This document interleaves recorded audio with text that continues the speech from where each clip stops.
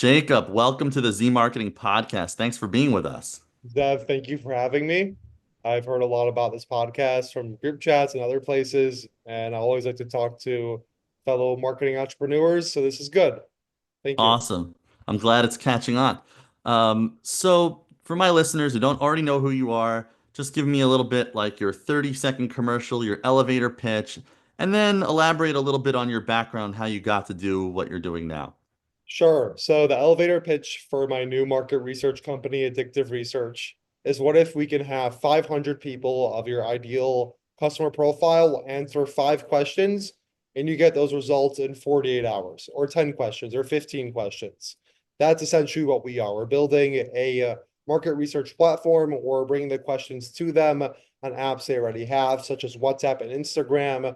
Soon, we will also include SMS and iMessage, maybe Telegram, but for now, that's where Addictive Research is heading.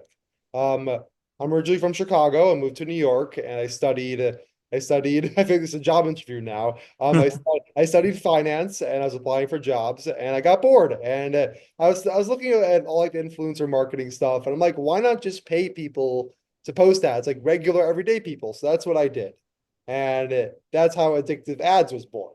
And over time, I've met a lot of cool different companies, podcasters, food companies, supermarkets, grocery stores, and everything in between. I was doing some ads for a client, so they wanted more information about another potential clientele. And so then I was thinking, how can we do that? So we paid 200 women to answer a couple of questions, and end up being that ad campaign did better than the first one because they had more data on the new clientele. And that's when Addictive Research was born. So now we're paying people to answer questions on WhatsApp messaging and on Instagram messaging. And yeah, that's kind of where the journey has taken me. That's really brilliant, especially as an advertiser, marketer. I mean, or for brands, it's a really helpful asset to be able to know more, have more data on your customers, what they're interested in, and that it sounds like your new platform takes social media listening, which for those who don't know that term, social listening is basically finding out more about your audience based on their social media activity and things they're talking about, things they're doing. To have that information is extremely powerful. It gives you a huge advantage. So I'd love to learn more about addictive research.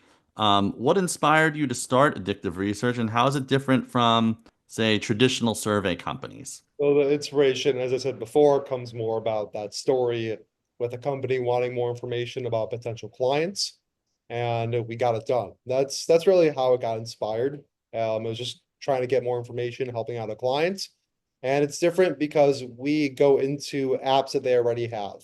A lot of market research companies, a lot of polling companies, you have to go to their app. But what if now we can bring that stuff to you, or bring the questions and the opportunities to answer questions to you on apps that you already have. So all you have to do is message us on WhatsApp or send an Instagram DM to Addictive Research, and it'll be there. That's it. That's amazing. Yeah. And I guess, what inspires, so I've met with some market research folks, people who do either focus groups or use different kind of apps where they get people to watch ads and get their reaction. Sometimes some of them use gamification or rewards points, or what kind of incentives uh, do you use to entice users, customers to basically answer questions and participate. Obviously, the answers they give is hugely beneficial to the companies and to the advertisers. But how do you get people to participate and, go on, send you a DM on Instagram or WhatsApp and answer the questions? Sure. So it's right now you get entry to raffles, whether it's an Amazon gift card or Target or really whatever gift card you want, we'll send it to you. And we're going to start paying people. This feature is a very complex feature of paying people and making sure all the code is right and sending it to the emails. And we're actually launching it next week. Mhm. So that's really exciting. It's So exciting. those are the incentives to answer questions. And also, I believe there is a goodness in people to try and help. So if a person can help out a company and really say, I like the slogan better than the other slogan you presented, I think people would want to help. So I think Are those they mostly like the loyal customers and followers, like people who are passionate about the brand that you ask, or do you like ask no, more it's just anyone. It literally is anyone that wants to sign up. A brand can request certain niches or targets or whatever, things like that.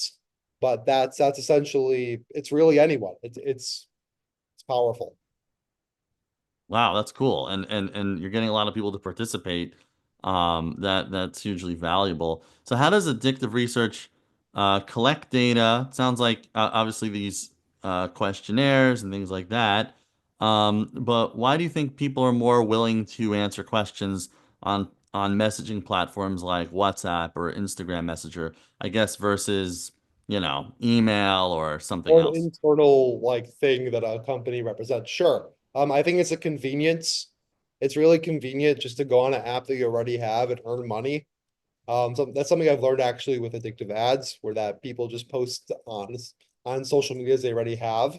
So it's that same angle, like you're already on the app, might as well earn some money for being on it, or might as well earn some raffle tickets, whatever. So that's why people would answer this as opposed to the other ones. And Makes sense. Yeah, I think some people, especially if they love a company or they just enjoy giving their opinion, which is plenty of people, like they'll do it just because they want to. But I think also like having those raffles and giveaways, like that's a huge incentive to get people to participate.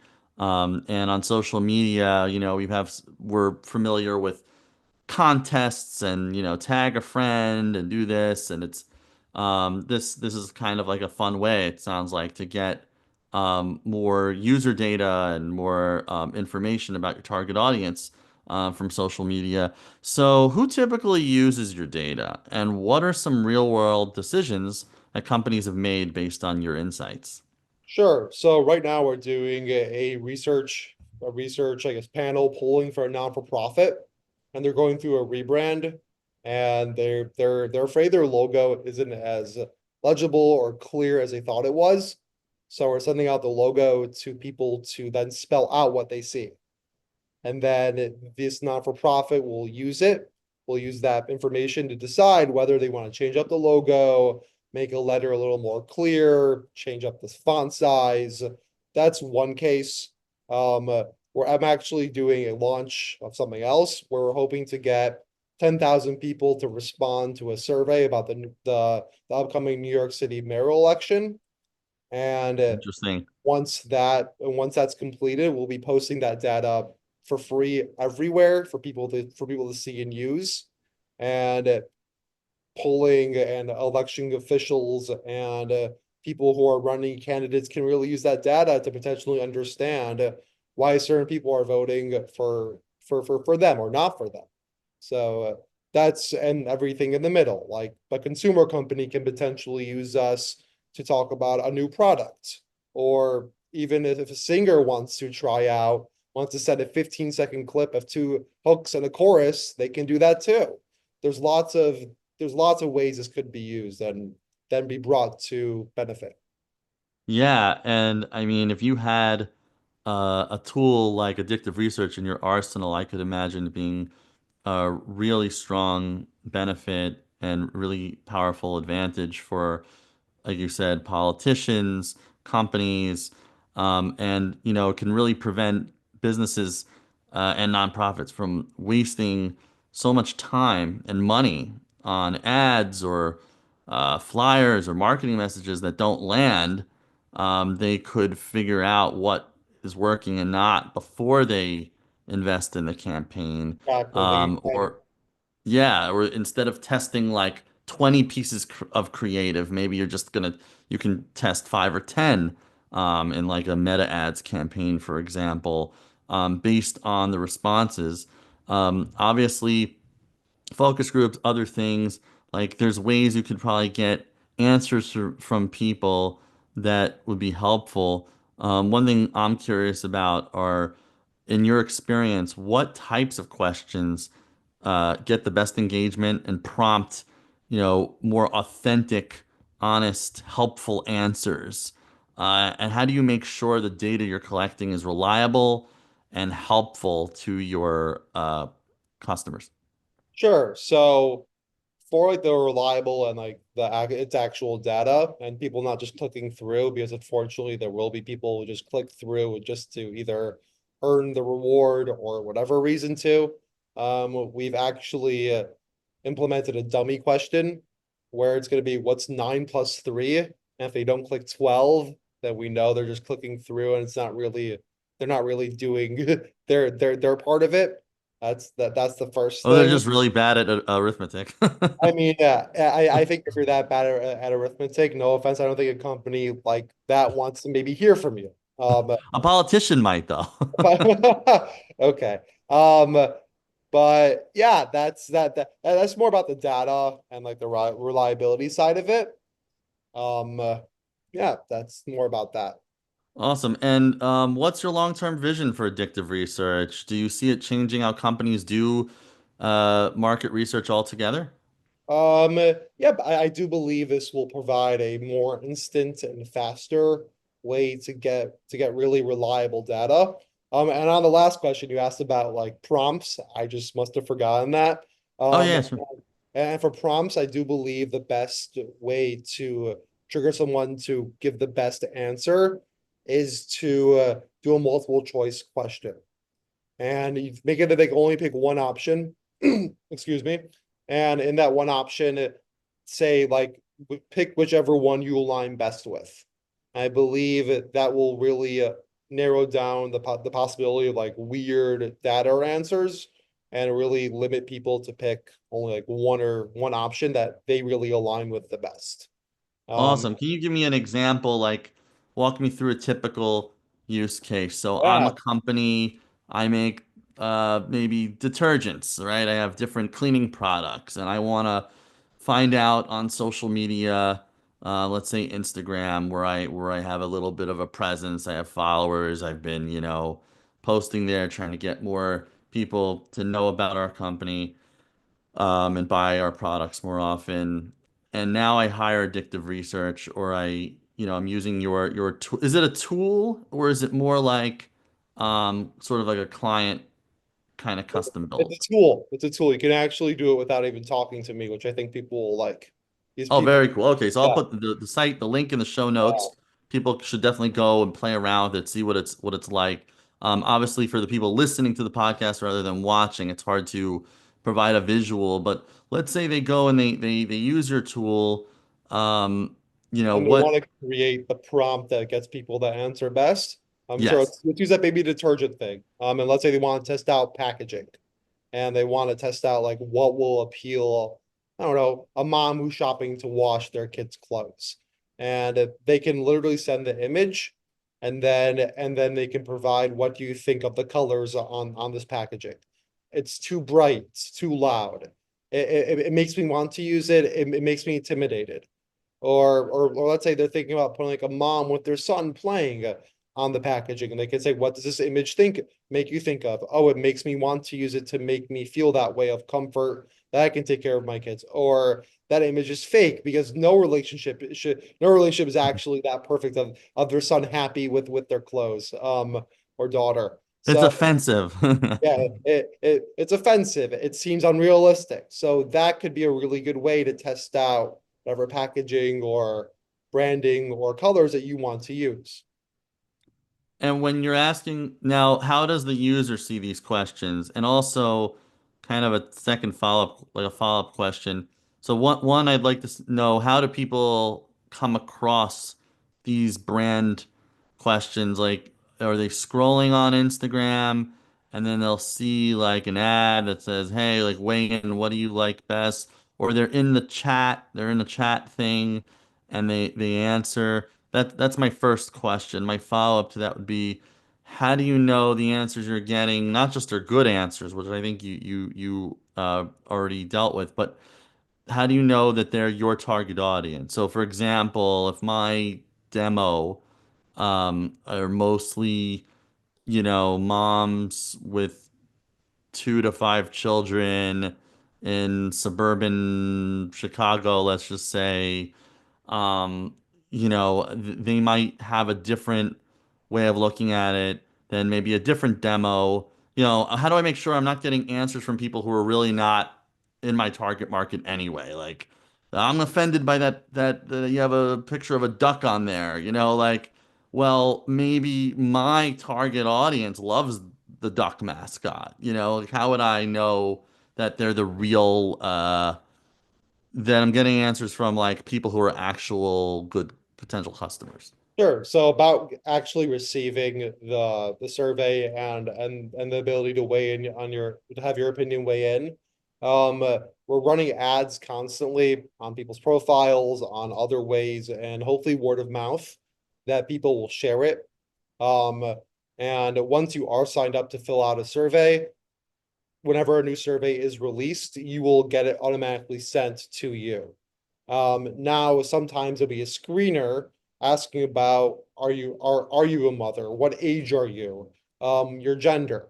And those type of things will be asked before the survey is actually conducted. That's that's our way of really verifying to make sure that they're the proper person. Obviously, people might not be truthful. And that's something we're working on. What you mentioned before about location is really interesting. Because we're going for some surveys, we can actually have you send a location pin, and then we can decide based on a location pin, you're not within the 50-mile radius of I guess of our geo want to hear from you, the survey will not be sent to you. So that could be another way also to prevent getting data you really don't want to hear about. That's great. I think it's really important. So you have some screening buffers, There's some obviously, script. yeah, as much as possible to screen out people answering who are not in the target audience and wouldn't really buy it anyway, and really get to hear as much as possible from people who are, their target audience for their brand, who make sense for the product or Exactly. service. We have some Um, screening buffers. We have some dummy questions to throw along in there. I think the location verification tool is really cool. So that can tell us right away if companies only want to hear from certain people and then don't, or and then do. Like that's not good. So that's essentially something that I built in. Now my other question, and if I know it's a new startup, if it's too sensitive, we can leave this part out, but I'm curious, approximately how many survey participants, users do you have on the platform? And approximately like how many brands or companies or nonprofits are using it? So right now, the brands and companies, there's only one. I'll be very honest with that. We're very, very new. The new stage, okay. We're really new. And right now I'm asking a lot of questions, essentially for me. Like I want to know this stuff. And I think I can then guide my existing clients on the advertising side just in a little bit of a better way. Um, So you're using yourself as the guinea pig, basically. Exactly. I'm using myself as a guinea pig to kind of grab data and see what people are thinking about. That's the first thing. The second thing is we've had over 10,000 responses already from about Wow. 4,000 responders, meaning 4,000 people might have done like 8 or 9 surveys, and 500 people may have done one. Mhm. But we've had about 4,000 unique responders. That's impressive. And this is Yeah. only just really launched like how long ago? Or you said you're I next month real, next week, mean, right? I mean, just like the guinea pig stage, just like kind of seeing how people answer the questions and why they stop answering questions and what's invasive. I'll give you an example. I think this is very practical for like anyone in the startup world about learning from your mistakes. Um, we asked people when they were signing up how old they were, and we had them put in their birthday. And we noticed when we did that question, like everyone just stopped because it feels invasive. And we learned from that, okay, maybe we shouldn't ask for their birthday, but just do like age brackets, like 18 to 22 and 22 to 27. And that worked better. So it's Hmm. like those little nuts and bolts we're still working out. But yeah, have seeing like 10,000 responses coming in, it's validating. which I think is it's very powerful. Yeah, that's great feedback. And I think it's smart. You're using it now as sort of a value add for your advertising clients. Out of curiosity, do you charge them extra to use this tool No, as a separate service? No. So it's right, built right, in. right now, no. In fact, if I don't want to promote myself, but if you do a campaign with addictive ads, you get this feature for free for like a free 100 responses, where we're just throwing it out there, alpha testing it, making sure it works. Yeah, that's what we're doing. That's awesome. And then once you like go live, which at the time of this recording might be next week, probably hopefully around the time that this podcast comes out, you will then make it available for other ad agencies, other organizations, businesses, nonprofits, to basically use this tool. Correct. The one nonprofit that somehow found me, I wrote a message in a group chat and they said we want to use it. So that was cool. But for now, Cool. it's a lot of in-house or existing relationships type of thing. That's awesome. Well, I wish you a lot of success with this venture. It sounds like a really cool product. When it comes out, I'm definitely gonna look into it. It'd be something I'd love to also offer my clients and also use like for myself. And I'm sure a lot of people out there will find it helpful. Where can people find you and connect with you or learn more about addictive research? I'm everywhere. Anywhere that you see a screen is probably where I am. On Instagram, Addictive Research. On LinkedIn, my name, Jacob Birn, or you can find it under the Addictive Companies. Online, addictiveresearch.com. And the phone number to start answering questions is, I'm just pulling up right now. It's 732-455-2320. Any of those places you want to learn more or want to try it out, feel free. Awesome. And by the way, just as a fellow marketer, I love that you use this like addictive for all the things that your different Yeah. product services. Like I think that's a really cool brand and keeps people engaged and hopefully addicted. Jacob, thank you so much for being on the Z Marketing Podcast. Definitely want to check in with you sometime in the future and see how it's going with addictive research. Thank you so much, and we'll talk soon. Yeah, thank you for having me. I really enjoyed this. Thank you.